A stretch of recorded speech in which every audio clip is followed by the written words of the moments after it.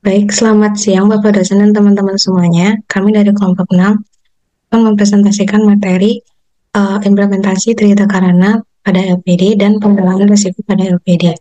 Sebelum kami masuk ke materi, izinkan kami untuk memperkenalkan diri terlebih dahulu.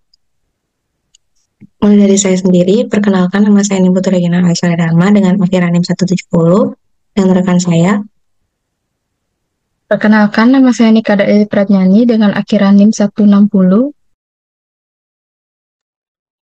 Perkenalkan, nama saya Farhan Maulana Putra dengan NIM akhir 298. Baik, adapun pembahasan yang kami bahas ada dua. Yang pertama ada implementasi Trihita Karana pada LPD, dan yang kedua ada pengelolaan risiko pada LPD, yang dimana pada pembahasan yang kedua ada 4 sub pembahasan lagi. Yang pertama ada objek penilaian risiko dan indikator risiko LPD. Yang kedua ada faktor penilaian peringkat risiko LPD atau penetapan pelaksanaan risiko LPD. Yang ketiga ada hasil penilaian nilai penalti dan predikat peringkat risiko LPD. Dan yang terakhir ada contoh format laporan peringkat risiko LPD. Untuk materi yang pertama akan dijelaskan oleh saya sendiri. Baik, yang pertama ada Trihita Karana. Jadi dalam LPD itu ada hubungannya dengan Trihita Karana. Yang Trihita Karana itu ada 3. Yang pertama ada Paryangan, yaitu mengacu pada hubungan yang harmonis antara manusia dengan Tuhan Yang Maha Esa. Yang kedua ada Pawongan, yaitu yang mengacu hubungan yang harmonis antara manusia dengan sesamanya. Lalu yang ketiga ada Palemahan, yang dimana yaitu hubungan yang harmonis antara manusia dengan alam di sekitarnya. Next.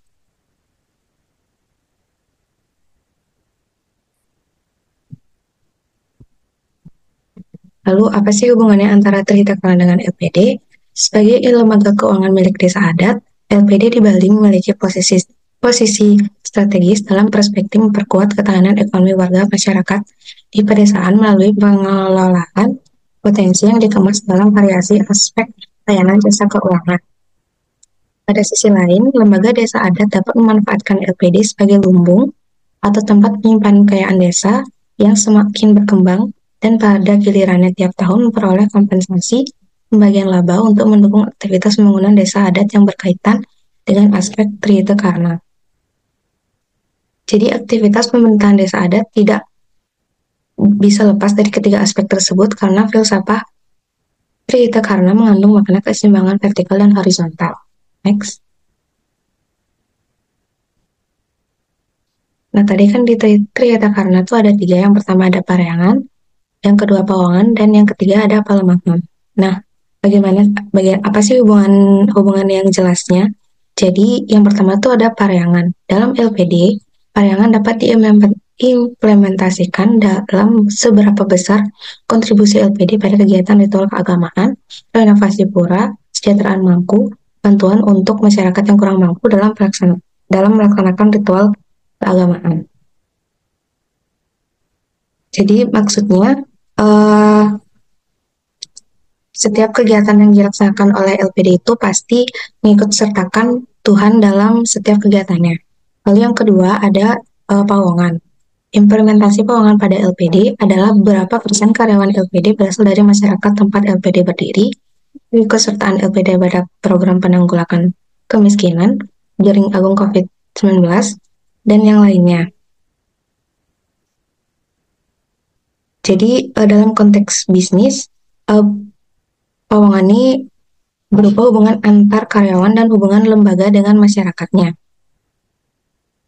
Lalu yang ketiga ada pelemahan. Secara umum filosofi Trihita Karana, pelemahan merupakan dimensi yang berhubungan dengan aspek fisik dari lingkungan sekitar kita atau LPD. Pertanggungjawaban sosial LPD berdasarkan filosofi pelemahan dihubungkan dengan berapa besar kontribusi LPD terhadap aspek fisik di lingkungan sekitar LPD. Jadi maksudnya LPD di Bali itu pelemahan berhubungan dengan tata letak perusahaan dan bangunan yang hendaknya disesuaikan dengan keyakinan agama dan kultur asrama. Jadi maksudnya kalau di Bali itu kan biasanya setiap bangun rumah tuh harus ngelihat apakah bagus di sini dibangun dan apa konsekuensinya. Jadi itu yang dimaksud dengan pelemahan, implementasi pelemahan pada LPD. Baik, sekian presentasi dari saya. Selanjutnya akan dijelaskan oleh rekan saya. Terima kasih.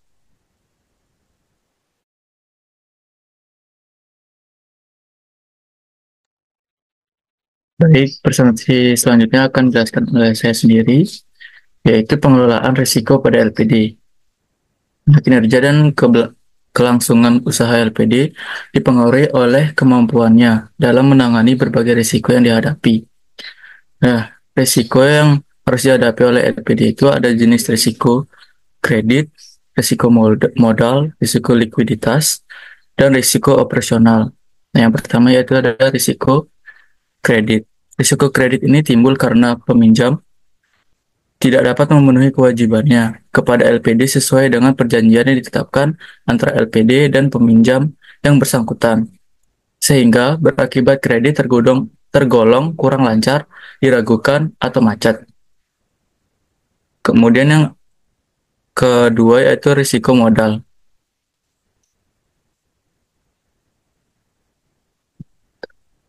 Nah, risiko modal ini timbul karena besarnya modal LPD berada di bawah kebutuhan modal minimum yang berakibat mengganggu kelancaran usaha LPD. Kemudian, yang ketiga itu ada risiko likuiditas yang merupakan risiko LPD karena tidak mampu membayar kewajibannya dalam jangka pendek atau mampu membayar namun harus dengan mencari pinjaman darurat dengan suku bunga tinggi atau dengan menjual aset atau harta LPD dengan menderita rugi. Kemudian risiko yang terakhir yaitu risiko operasional merupakan risiko yang dihadapi oleh LPD karena tidak dapat bekerja secara efektif, efisien, ekonomis, lancar, aman, dan tertib, atau yang disebut E3LAT. Nah, untuk menangani risiko tersebut, LPD ini wajib melaksanakan penilaian terhadap peringkat risiko yang dimiliki sebagai dasar untuk menetapkan dalam melaksanakan tindakan perbaikan. Next. Yang pertama itu ada objek penilaian risiko dan indikator atau pengendalian risiko LPD. Peringkat risiko LPD dinilai dengan pendekatan kualitatif atas berbagai faktor risiko yang dihadapi oleh LPD, meliputi faktor-faktor risiko kredit, risiko likuiditas, risiko operasional, dan risiko modal. Nah, setiap faktor dinilai terdiri atas beberapa komponen yang diberikan bobot sesuai dengan besarnya dampak risiko terhadap kondisi LPD. Penilaian peringkat risiko dilakukan dengan menetapkan besaran nilai penalti terhadap faktor risiko ditetapkan mulai dari angka 100 sampai dengan angka 500. Nah, penilaian faktor dari komponen ini dilakukan dengan nilai bobot ditetapkan mulai dari 0 sampai 100. Hasil penilaian atas dasar bobot dan nilai penalti dapat ditambahkan penalti bila mana dijumpai adanya pelanggaran-pelanggaran yang sanksinya dikaitkan dengan ketentuan LPD risk rating. Nah, hasil kualifikasi dari komponen-komponen dinilai lebih lanjut dengan memperhatikan informasi dan aspek-aspek lain yang secara material berpengaruh terhadap kondisi dan berkembang masing-masing faktor. Nah, berdasarkan penilaian ditetapkan 5 peringkat risiko LPD sebagai berikut. Pada tabel 9.1 peringkat risiko LPD. Peringkat risiko yang pertama, yaitu dengan predikat sangat rendah, penaltinya dengan angka 100. Peringkat risiko kedua, predikat rendah, penalti angka 200. Kemudian peringkat risiko ketiga dengan predikat sedang dengan penalti 300. Kemudian peringkat risiko keempat, predikatnya tinggi, penaltinya angkanya 400. Kemudian yang terakhir ada peringkat risiko kelima, yaitu predikatnya sangat tinggi dengan penalti 500.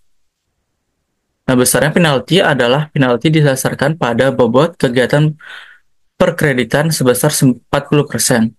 Besarnya penalti setiap peringkat risiko lainnya disesuaikan dengan bobot masing-masing faktor risiko dalam kegiatan LPD. Nah, nilai penalti LPD didasarkan pada nilai penalti rata-ratanya yang diperoleh dari penjumlahan nilai LPD keseluruhan bagi banyaknya faktor risiko yang dihitung. Next.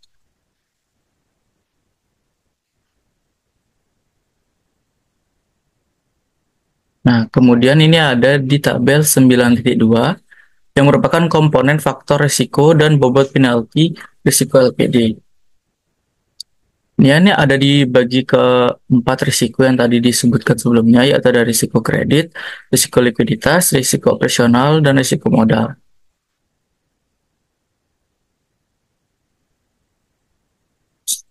Nah, komponen faktor risiko di risiko kredit ini itu ada risiko aktiva yang diklasifikasi terhadap aktiva produktif. Yang kedua yaitu rasio penyisihan penghapusan aktiva produktif terhadap aktiva produktif yang wajib dibentuk. Ini ada bobotnya yaitu 40% di kredit. Dan itu bobotnya dengan setiap rasionya itu ada 20%. Kemudian risiko likuiditas dengan komponen faktor risiko yang pertama itu ada basic surplus dan yang kedua itu liquidity index. Nah, di risiko likuiditas ini memiliki bobot 24%, di mana setiap faktor risikonya itu 12%. Kemudian yang ketiga itu risiko operasional, yang di mana faktor risikonya itu ada 6. Yang pertama efektif, efisien, ekonomis, lancar, aman, dan tertib. Nah, di risiko operasional ini memiliki bobot yaitu 6%, di setiap faktornya itu memiliki bobot 1%. Kemudian di risiko modal, komponen faktor risikonya itu ada rasio modal terhadap aktiva tertimbang menurut risiko, yang memiliki bobot yaitu 30%. Jadi total semua risiko ini memiliki bobot 100%. Nah, rata-rata penalti ini ada 62,5 sampai 125 sampai 187,5 sampai 250 dan sampai 302,5%. Next. Kemudian dari peringkat risiko LPD yang tergolong sedang, rendah, dan sangat rendah akan dijadikan rating sangat tinggi apabila poin A, perselisihan intern yang diperkirakan akan menimbulkan kesulitan dalam LPD yang bersangkutan. Poin B, campur tangan pihak ketiga di luar LPD dalam kepengurusan manajemen LPD yang dapat menimbulkan kesulitan dalam LPD. Kemudian poin C, window dressing. Dalam pembukuan dan atau laporan LPD yang secara material dapat berpengaruh terhadap keuangan LPD, sehingga mengakibatkan penilaian yang keliru terhadap LPD. Kemudian poin terakhir yaitu poin D, praktik pengurus LPD yang bersangkutan melakukan kegiatan LPD dan LPD. Baik, sekian dari materi dari saya, akan dijelaskan oleh rekan saya.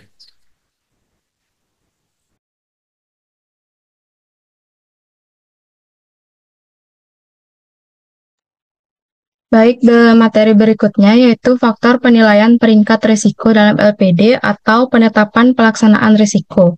Jadi, faktor yang pertama itu ada faktor risiko kredit, di mana penetapan faktor risiko kredit sendiri didasarkan pada komponen kualitas aktiva produktif atau KAP yang didasarkan pada dua rasio, yaitu yang pertama, rasio aktiva produktif yang diklasifikasikan terhadap aktiva produktif, dan yang kedua yaitu rasio penyisihan penghapusan aktiva produktif yang dibentuk oleh LPD terhadap penyisihan penghapusan aktiva produktif yang wajib dibentuk oleh LPD.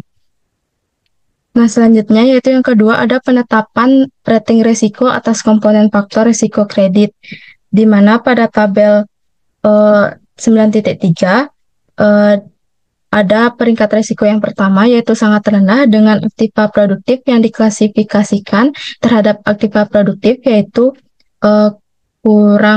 kurang dari sama dengan 5% dengan CPRR dibentuk PRRWD dengan 90% sampai 100%. Peringkat kedua yaitu rendah dengan aktiva produktif yang diklasifikasikan terhadap aktiva produktif dengan persentase yaitu lebih dari 5% sampai dengan 7,85%. Dengan CPRR dibentuk PRRWD yaitu dengan 81% sampai dengan kurang dari 90%. Peringkat ketiga yaitu lebih dari 7,85% sampai 10,1%.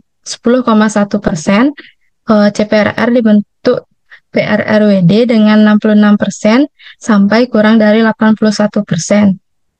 Peringkat keempat yaitu lebih dari 10,1% sampai 12,35% dengan CPRR dibentuk PRRWD yaitu 51% sampai kurang dari 66%. Peringkat kelima yaitu sangat tinggi dengan aktiva produktif yang diklasifikasikan terhadap aktiva produktif lebih dari 12,35% dengan CPRR dibentuk PRRWD yaitu 0% sampai kurang dari 51%. Selanjutnya, yang ketiga ada penetapan penalti atas rating risiko kredit didasarkan pada bobot faktor risiko kredit sebesar 40% dengan format sebagai berikut, yaitu peringkat risiko pertama sangat rendah dengan aktiva produktif yang diklasifikasikan terhadap aktiva produktif yaitu 50, CPRR dibentuk CPRRWD dengan penalti 50. Peringkat kedua yaitu rendah, penalti aktiva produktifnya yaitu 100 dan CPRR-nya yaitu 100. Peringkat ketiga yaitu sedang dengan penalti aktiva produktif dan CPRR-nya 150. Peringkat keempat dengan penalti aktiva produktif dan CPRR-nya 200. Dan yang terakhir yaitu peringkat sangat tinggi dengan penalti 250. Yang kedua yaitu ada faktor risiko likuiditas, di mana untuk menetapkan risiko likuiditas dibuat daftar profil jatuh tempo aset dan liabilities atau maturity profile pada akhir bulan takwim yang dalam bentuk formatnya pada tabel di sebelah kanan, di mana pada tabel berisikan periode maturity, aset, liabilities, lalu akan ada aset dikurangi dengan liabilities dengan mendapat bobot, lalu ada weighted liabilities yaitu didapat dari liabilitiesnya dikali dengan bobot atau C. Selanjutnya ada cash ratio 5% di mana akan didapat dari kewajiban segera ditambah dengan tabungan dan deposito dikali dengan 5%. Liquidity index dengan sigma B dibagi dengan sigma A. Dan cash ratio yaitu kas ditambah dengan tabungan, saldo giro di bank, dan tabungan LPD lain dibagi dengan total kewajiban segera dan tabungan dan deposito. Nah, penetapan terhadap faktor risiko likuiditas didasarkan pada dua rasio, yaitu yang pertama rasio basic surplus terhadap kewajiban segera dapat dibayar, di mana basic surplus adalah selisih antara aktiva liquid yang dapat dipakai dengan kewajiban yang segera dapat dibayar 1 minggu ke depan. Bila aktiva liquid lebih besar dari kewajiban yang segera dapat dibayar, akan merupakan selisih lebih atau positif dan akan merupakan selisih kurang atau negatif bila sebaliknya.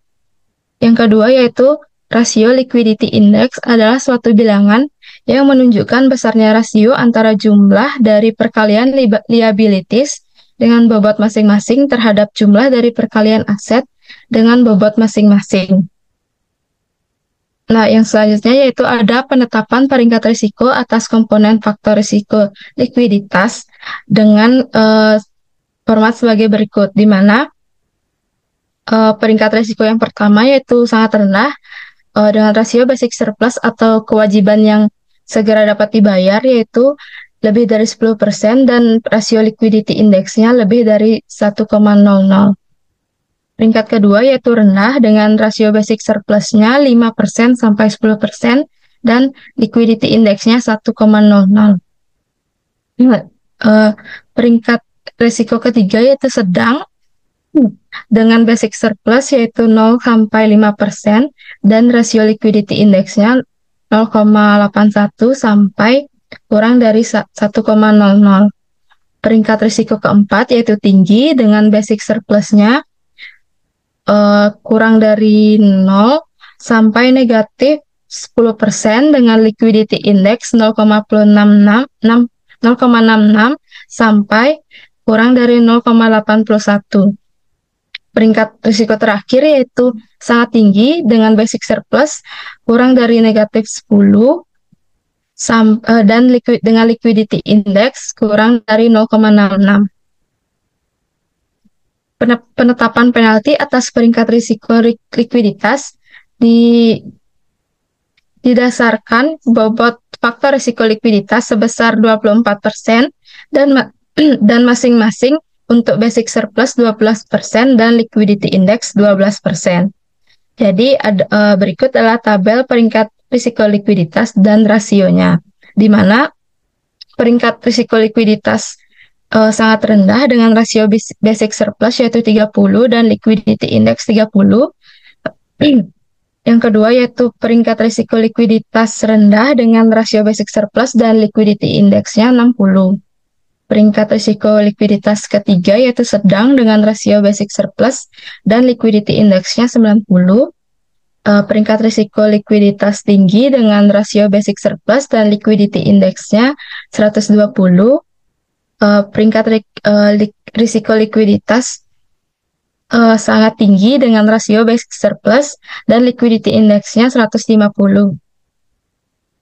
Nah, selanjutnya ada faktor risiko operasional, di mana penetapan terhadap risiko operasional didasarkan pada 6 komponen operasional, yaitu yang pertama ada rasio efektivitas.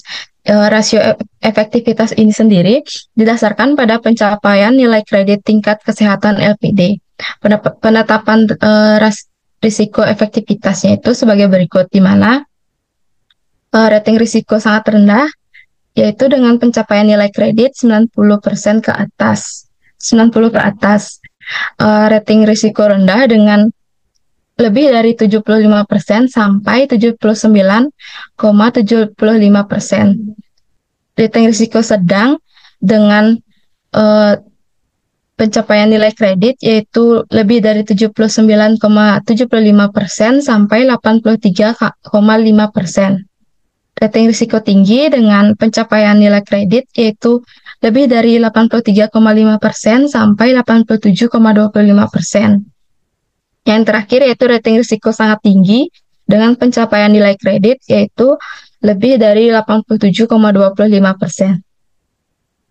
Nah, yang kedua yaitu ada rasio efisiensi, di mana rasio efisiensi ini didasarkan atas rasio antara biaya operasional terhadap pendapatan operasional pada posisi akhir bulan laporan. Nah, penetapan risiko efisiensi adalah sebagai berikut, di mana sangat rendah yaitu dengan rasio biaya operasionalnya kurang dari sama dengan 75%, dan rating risiko rendah dengan rasio biaya operasional lebih dari 75% sampai 79,75%. Rating risiko rendah dengan rasio biaya operasional lebih dari 79,75% sampai 83,5%. Rating risiko tinggi dengan lebih dari 83,5% sampai 87,25%. Rating risiko sangat tinggi yaitu dengan lebih dari 87,25%. Faktor yang ketiga yaitu ada rasio ekonomis, di mana rasio ekonomis ini dihitung berdasarkan rasio antara total aset terhadap jumlah sumber daya manusia. Rasio ini dibandingkan setiap akhir bulan atau akhir periode.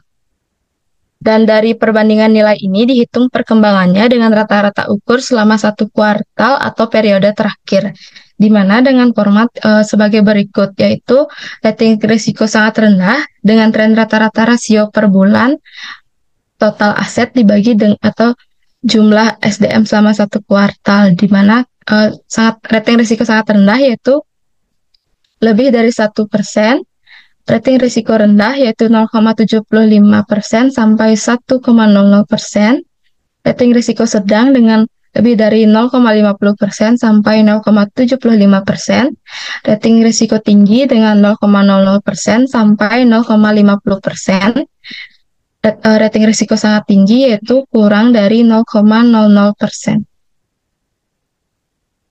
Yang keempat yaitu ada rasio lancar.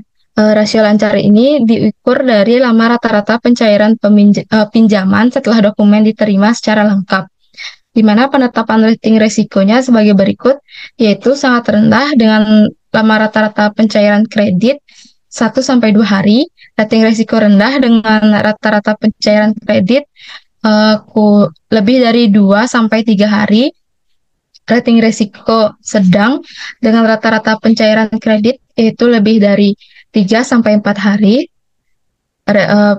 rating risiko tinggi dengan rata-rata pencairan kredit yaitu lebih dari 4-5 hari, dan rating risiko sangat tinggi dengan rata-rata pencairan kredit yaitu lebih dari 5 hari. Selanjutnya ada rasio aman, di mana rasio ini diukur dari jumlah terjadinya peristiwa yang merugikan LPD karena manipulasi, korupsi, kolusi, nepotisme, dan musibah dalam kurun waktu 1 tahun. Rasio ini diambil dari data 1 tahun terakhir, di mana dengan format yaitu rating risiko sangat rendah, yaitu dengan jumlah peristiwa yang merugikannya 0, rating risiko rendah dengan peristiwa yang merugikan 1, rating risiko sedang dengan jumlah peristiwa yang merugikan ada 2, rating risiko tinggi dengan jumlah peristiwa yang merugikannya itu 3, dan rating risiko tinggi dengan rating risiko sangat tinggi, jumlah peristiwa yang merugikannya lebih dari 3. Selanjutnya ada rasio tertib, yaitu rasio ini diukur dari jumlah pelanggaran terhadap ketentuan yang berlaku dalam kurun waktu 1 tahun atau dari hasil pemeriksaan terakhir, di mana dengan format sangat rendah itu pelanggarannya 0, rating rendah pelanggarannya 1, rating risiko sedang pelanggarannya 2, rating risiko tinggi pelanggarannya ada 3, rating risiko sangat tinggi dengan pelanggaran terhadap ketentuan yang berlaku ada 4.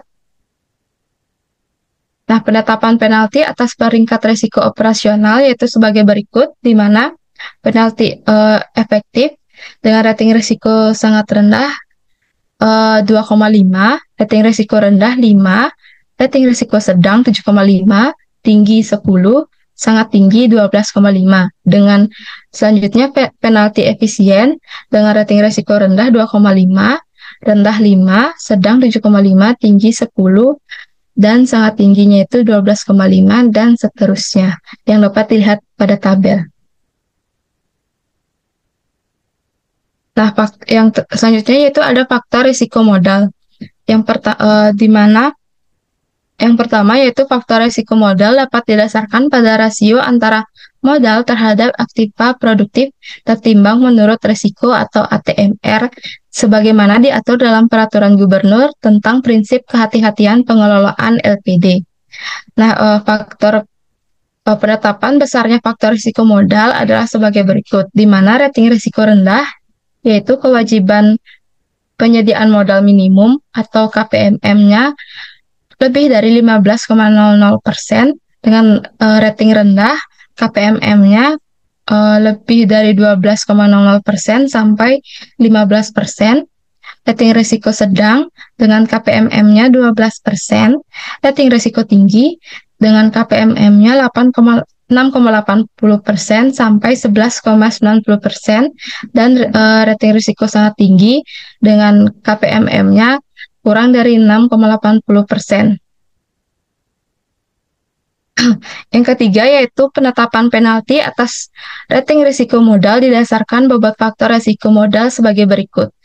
Dengan rating risiko sangat rendah, penaltinya 75, rating risiko rendah, penaltinya 150, rating risiko sedang, penaltinya 225, rating risiko tinggi, penaltinya 300, dan rating risiko sangat tinggi dengan penalti 375. Sekian materi dari saya, selanjutnya akan dilanjutkan oleh rekan saya.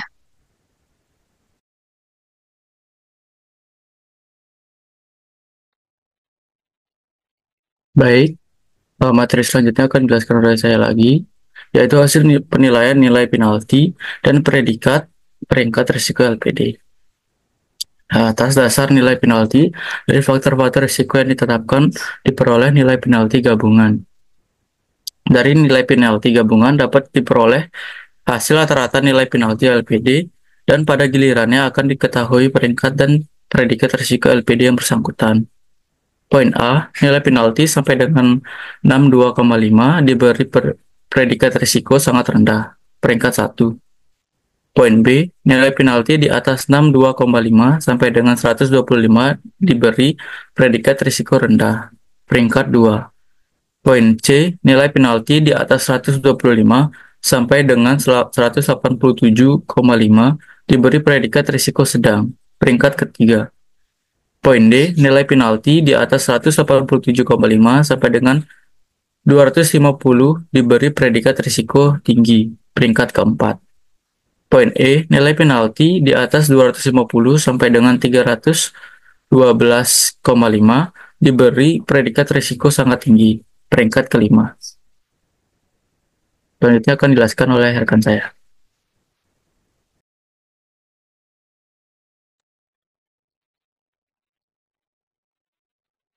Baik, untuk selanjutnya yaitu format laporan peringkat resiko LPD. Sebelumnya, kami mohon maaf karena tidak dapat menyertakan contoh laporan LPD yang sebenarnya dan laporan peringkat risiko LPD yang sebenarnya karena kami mengalami kendala dalam laporan itu sendiri. Jadi berikut adalah format laporannya. Jadi seperti yang sudah dijelaskan oleh rekan-rekan saya tadi, ada faktor dan komponen dinilai, ada 4, yaitu kredit, likuiditas, operasional, dan modal, yang dimana dalam kredit itu ada 2 komponen lagi. Yang pertama ada kualitas aktif produktif dan CPRR, yang dimana bobotnya itu 20% masing-masing. Lalu yang kedua ada likuiditas, terdapat 2 komponen juga. Yang pertama ada basic surplus dan liquidity index, yang dimana bobot masing-masing 12%. Lalu yang ketiga ada operasional, yang dimana ada 6 komponen. Yang pertama ada efektif, efisien, ekonomis, lancar, aman, dan tertib, yang dimana bobot masing-masing itu 1%. Lalu yang terakhir ada modal, yang dimana bobotnya itu 30%. Lalu rata-rata semua faktor dan komponen itu 100%. Next. Baik, mungkin sekian presentasi dari kelompok kami. Untuk sesi diskusi, kami silakan di dalam WA Group. Sekian dan selamat pagi.